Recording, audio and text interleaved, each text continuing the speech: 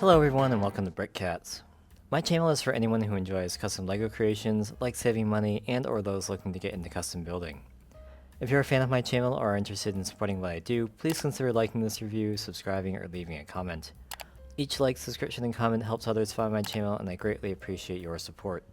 Today I'm reviewing designer 2mpaired's Hammerhead Corvette, distributed by BrickVault. If you're interested in building this or any other BrickVault model, you can take 15% off the cost of your order by using my discount code CATS15. I do receive a small amount of compensation when you use my code, and this is an amazing way to support the channel while taking the bite out of the price of the instructions. Without any substitutions, I was getting 5 stores and $195 without shipping and tax, or about $239 with shipping and tax. In my reviews, I offer my opinions on aesthetics and model features, parts issues you might want to look out for, the build experience, the model's integrity, and I close out with my overall impression and pricing information in the conclusion. If you're watching this review, I assume you bought the instructions or are interested in buying them. I also assume a basic level of familiarity with Bricklink's ordering system and LEGO nomenclature. I only use genuine LEGO bricks and I always purchase the instructions. I create these reviews for my own personal enjoyment and in the hopes that my advice will make your experience more enjoyable and or less expensive.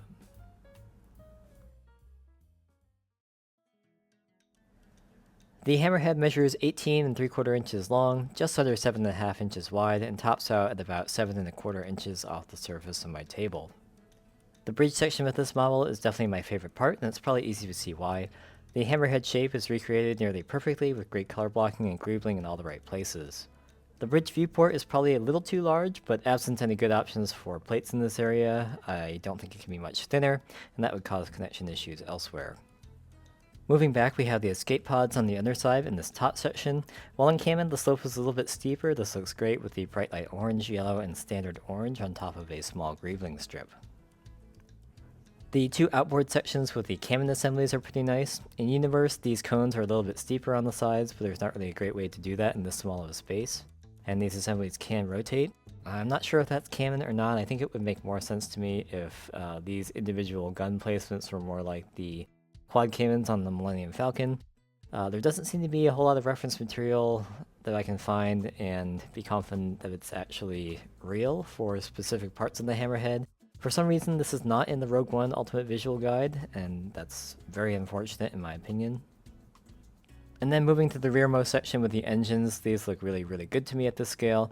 The Hammerheads and Rebels only had 3 engines, but the Lightmaker at the Battle of Scarif has this dorsal engine as well.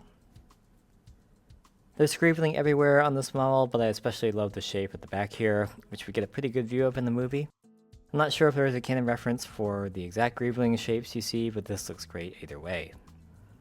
In my opinion, the Hammerhead is probably the most underappreciated ship in Rogue One, and possibly all of Star Wars. It's too bad we'll never get an official set for it, but then again, maybe that's just as well, because they probably would butcher it. This is an amazing looking model, and I will be keeping this one for a while.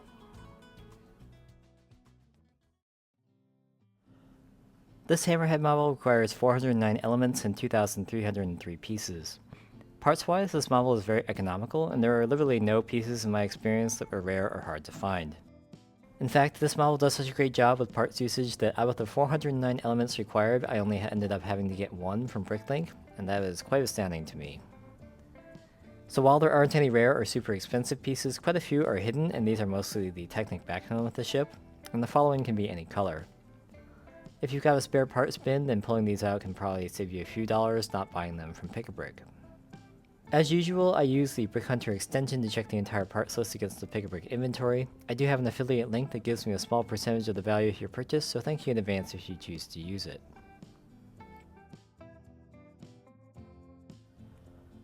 2mpaired's Lightmaker instruction set consists of 609 steps, with each part or subassembly added in each step outlined in bright green against a dark gray background. This didn't cause any visibility issues for me. 2mpaired has helpful notes scattered throughout the instructions explaining how to make certain connections or orientations, and there is a very useful color guide on the relevant steps to help you distinguish between yellow, bright light orange, and standard orange. There were only 2 places I had issues with the instructions. First, in step 31, you add 2 sets of brackets on either side of the main spine with the ship. These 1x2 brackets are floating and don't get secured until step 45, while the 1x1 brackets aren't secured until step 115. This is quite a long time, there's simply no point in trying to keep them in place, so I definitely recommend simply adding the pieces in step 115 as a step 31A, if you will. In step 171, you are connecting a sloped subassembly, and from the angle in the instructions it's hard to see where the exact placement is.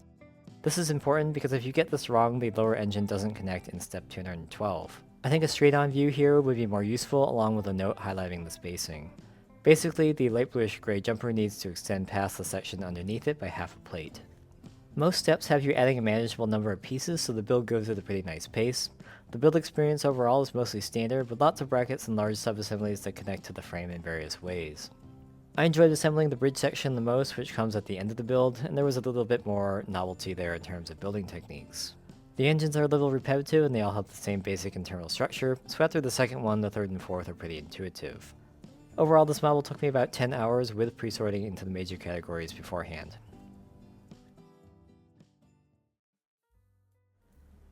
It shouldn't be a surprise that this is a display model, but it is fairly solid and you could swish it around if you want to. The ship can be removed from the stand, and basically anywhere on the center line of the ship is reasonably sturdy. You'll want to avoid the cannon pods here.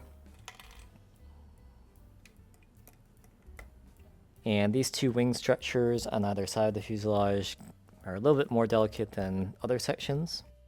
But everything else is very securely connected. It's also a pretty easy model to repair if parts do come off, since the model is mostly solid. And if something breaks, it's more likely to be a large subassembly instead of a bunch of little pieces. So I'm holding this with one hand for review purposes, while my other is scrolling on my computer for my little script here. But this is definitely doable. If you were swishing this around a lot, you want to use two. And for a large model, the stand is comparatively small, but it does the job. Admittedly, I find it a little bit non-trivial to put the ship back on the stand once it's off, and that's one of the reasons I don't move this very much. But most of the time, these 1x2 round plates, which should be on the model, do come off. And sometimes when you lift this thing off, the 1x1 round tiles with the bar connection in there, the gold ones, those come off too.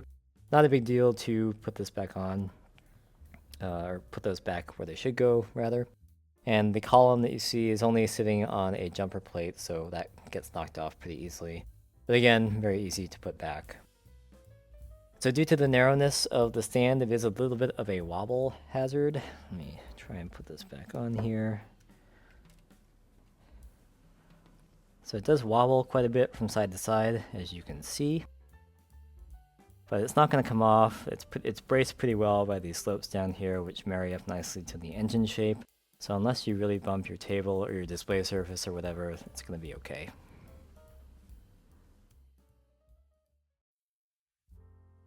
As I'm recording this review a few weeks after Andor's second season finished up, I'm once again reminded just how good Rogue One was.